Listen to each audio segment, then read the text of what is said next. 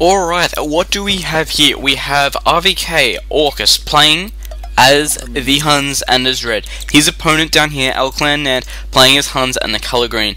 The map is blind random and it believes to be a gold rush style of map. All the gold is pretty much divided up into the middle here, which is quite obvious. We have these two piles here for both players. Actually, it looks like there might only be one over here for Nand. Wait, there we go, that's close enough for me. Close enough to call that 2 for him. I know it's on the desert, but it's close enough for me to really be happy with. So at the moment, both players are scouting out their area. We'll check at the scouting right now. So obviously noting pretty quickly that there's a lot of gold in the middle there. So let's have a look at the surrounding. We've got a stone pile over here, a back stone here, so obviously going to be able to use that to quite an advantage, get an early castle up if he wants to. Golds are towards the front, however it does look like he could wall off straight across here and keep this one here in, bringing the boar in now. Does look like he's going to have quite an easy wall off though. So there's not, but if he does, he's not going to be able to get this gold in the center here. That'd be his main problem. So let's jump over to Nand and see what he's up to. He's already noticed there's gold in the middle as well. His area as well is probably going to be harder to wall off. He can wall off this section here very quickly. Just chuck up some palisade there and probably won't need it there. But then he's going to have to do this big frontal area here. And as you can see, Chris doesn't have this frontal area at the moment. He's actually got a tree barrier there for him, so that's quite easy. And did I just see what I thought I saw? I don't think I did. But boar is in there, so that is the first boar in up over here as well. It looks like they only have one boar each though, however they do have a deer patch each and a berry cluster. Berry cluster, that's way too formal.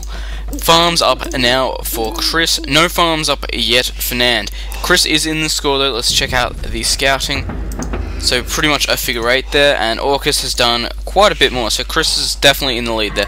And putting up a barracks quite quickly, so obviously he's going to be going in for a drush, and let's see if Nand actually saw that.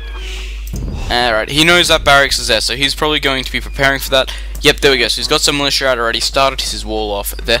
These units over here though, if they get busted in here, he could be in a lot of trouble. Going up to feudal age there, Chris not going up to feudal yet. Killing that scout and quick palisade there from Nand. Very well played there. Not going to be able to outfight him here, however, going up to castle age, he looks like he might get in. Not repairing, there we go, just in time.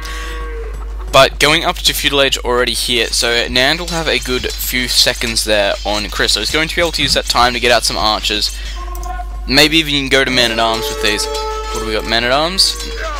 Can't tell. Man-at-arms? No man-at-arms.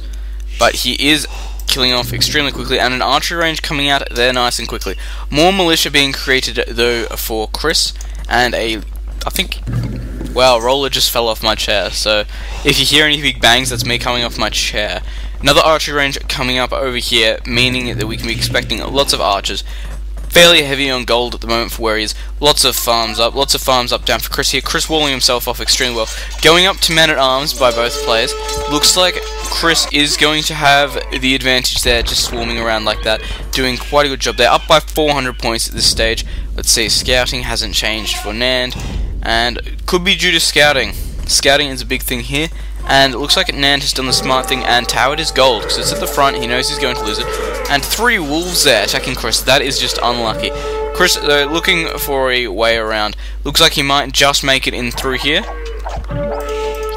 And losing that villager, so he is going to make it in through here by the looks of it. That's not good for Nand at all. Make it in with these men-at-arms and archers, however being pushed back through this area fairly damn quickly. Going to want to wall this area up here quite nicely in probably a few minutes. So Orcus is actually going up to castle age, he's about halfway there. I love how I keep swapping between Chris and Orcus, it just doesn't make sense. And it looks like Nand is still saving up to go to castle, so Chris is going to have a big advantage when it comes down to that. He will be able to get out some knights very early, as well as probably cavalry archers playing as Huns with these 3 archery ranges. Definitely looking like that's the way he's going to go. Orcus hitting castle age there. What have we got? I've got to swap over to see. What do we have? We have cavalry archers being created. Beautiful, beautiful cavalry archers. And probably going up for the next smithing upgrade as well. Definitely in a matter of seconds there. And what have we got? Archers versus skirms and elite skirmishers. So going to be able to do a hell of a lot of damage to these archers at the moment. 5 pierce armor there, so going to be able to take a lot of hits and do a lot of damage with that.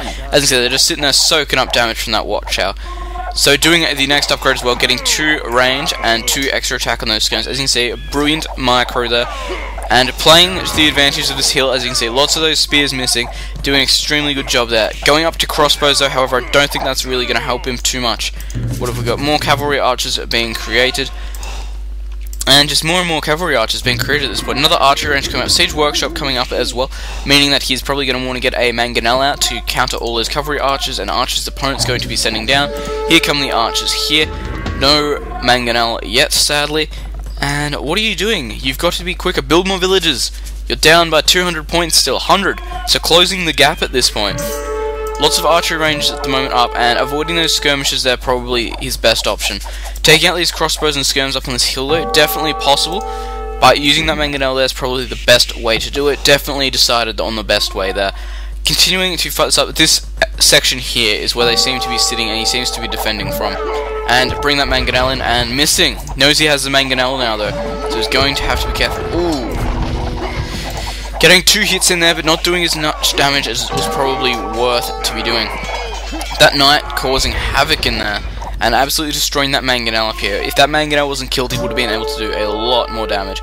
How many stables do we have? Just the one by the look of it. So he's going to be able to counter all these cavalry archers and mangonels at once using those knights. However, I don't believe that's going to be enough. He's going to need to either mass them extremely heavily or do this and just tower up the area. So as you can see, Chris securing this area already, got the big gold mines already under his control. 2 mangonels, lots of elite skirmishers, lots of cavalry archers. And going forward with a push here, very interesting tactic. I wasn't expecting, there we go. So I wasn't expecting Nan to push in through there. However, bringing these cavalry archers down around here, looks like he would have just spied that town centre. I'm going to spy with my little eye, one town centre with not enough defences. Coming in through here, what have we got? Might be able to shoot through up here. Doesn't look like he's going to be able to get much harassment in at all though.